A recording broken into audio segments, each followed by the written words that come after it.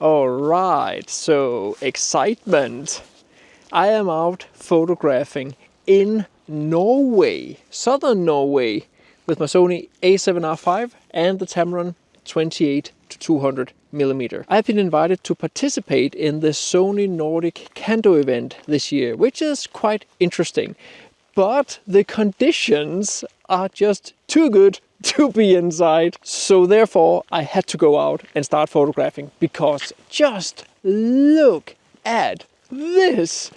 There are not really any places in Denmark that I can get these spread out spruce trees like this and then get this kind of fog. We are up on a mountain, so we're basically in the clouds, and it just gives like the best atmosphere. So I had to jump on this and simply just start shooting. Going out, very simple setup. I only have my 28-200mm, then I have my wide angle in the pocket, but I'm not sure I'm going to use it.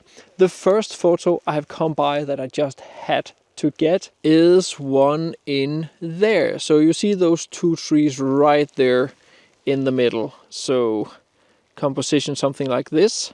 And then I found this little foreground. So if I go a little bit further down, like this, I can get a photograph without my strap. Something like this here. And start getting those autumn colors in there. Looks beautiful.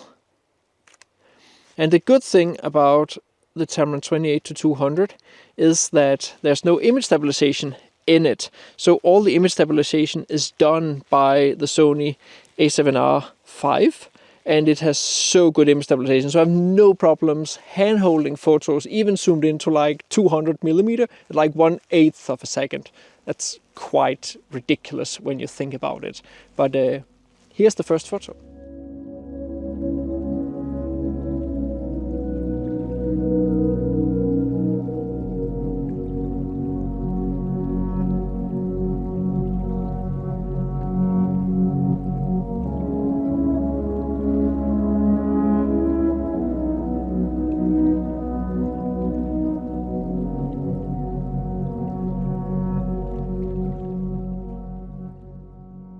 So just when I came back up on the road, I saw another scene that I also quite like. So you see in here, those are the same two trees as before. But if I include this area over here and shoot something more like this right there, but you can see something like this here also works really well. I just need to get rid of the tree there on the left and then get a shot something like this right there. So I think that could also work decently well. I'm a little bit unsure about the distribution of the elements. The balance is fine, but looking at it, maybe all the attention goes to the right trees. I'm not entirely sure. I will go and see if I can find some more stuff here.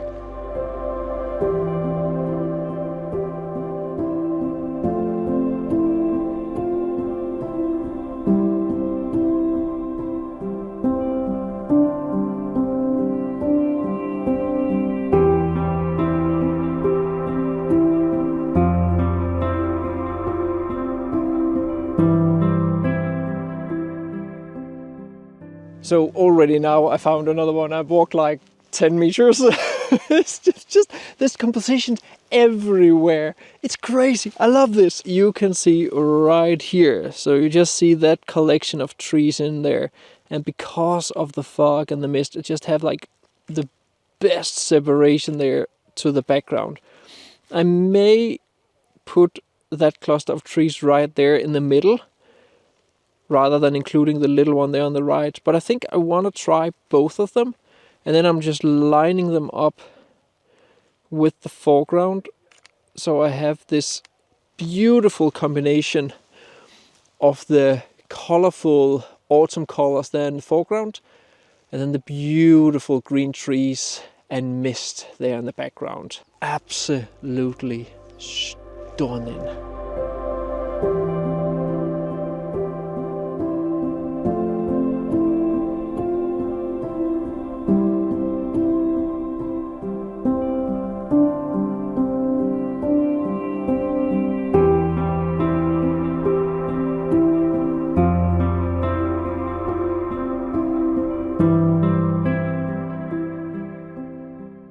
course, if you struggle with composition in landscape photography, be sure to get my 2 ebooks. I cover all the different topics, all the different compositional tools that you can use in the field, such as balance, what focal lengths to shoot at, should you go for a central composition, an off-center composition, what does different geometrical shapes give of the perception to the viewer, and so on and so forth. With minimal text and tons of examples, the 2 ebooks are super easy to read. There are links to both of them and their free light versions down in the description of the video. Here's another photo.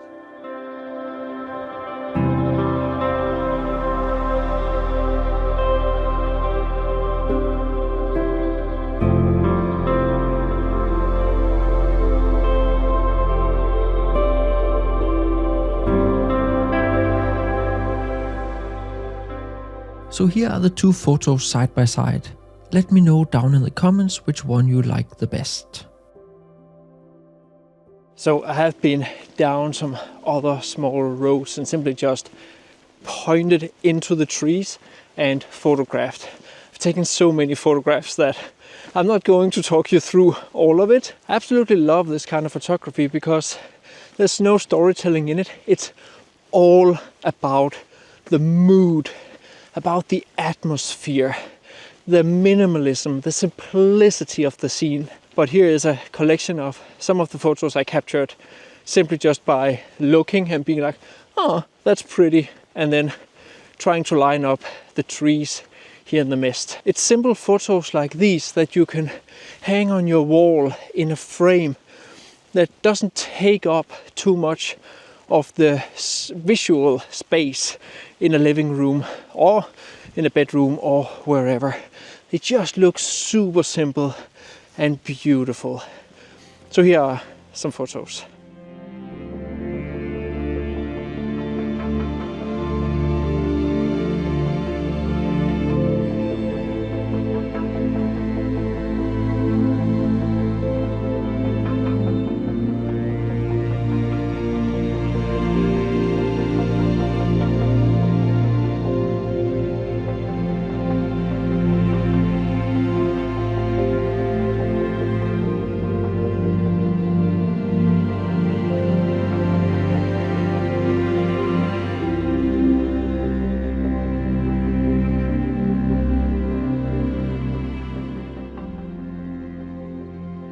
I didn't expect to make a video from here, but the conditions were just too good to ignore. So my big epic Western Greenland video won't be out before next week, but it will definitely be worth the wait. As I mentioned, I participated in Sony Nordic Kando 2024, which is an event for Sony creators and ambassadors. I fall in the creator category. Throughout the 2 days, we could participate in different workshops. One of them was all about portrait photography, which was great fun to do a bit of again. We could choose whatever lens we wanted to, so I tried the Sony 50mm f1.2 to create some of these beauty shots of Alba. It was just super inspiring to dust off my portrait skills. And working with Alba was great fun, as she definitely knew what she was doing. Another workshop was all about sports and mountain bike photography, where I got to try the new Sony A9 Mark III and the Sony 16-25mm f2.8. As I think a big part of mountain bike photography is being in nature, I try to incorporate the landscapes, which obviously also makes sense for me as a landscape photographer. I think the results came out pretty decent. At least it was a super fun process. No matter if you do mountain bike photography, portrait photography or landscape photography, you need to be able to edit your photos.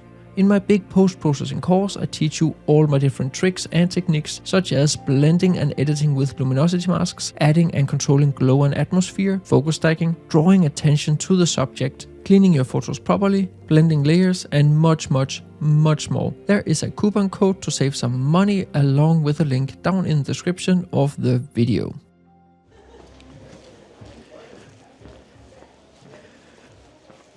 Now look at this view that we have right here. Earlier today I've just been standing out here and photographing into the scene here in the background, and it has just delivered some absolutely stunning photos. And also over here, I really especially like the scene down here, because you can get a little bit of the foreground and then you just have those trees that disappear into the mist with loads of depth. Looks absolutely beautiful.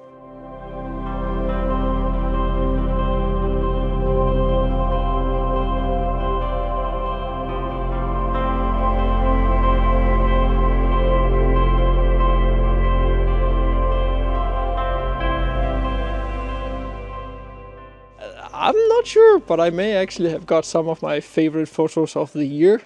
I get a lot of photos throughout the year, but these ones here may actually stand out and go into my favorite photos of the year book. Let's see. If you want to learn even more about forest photography, be sure to check out the video on the screen right now. See you next time.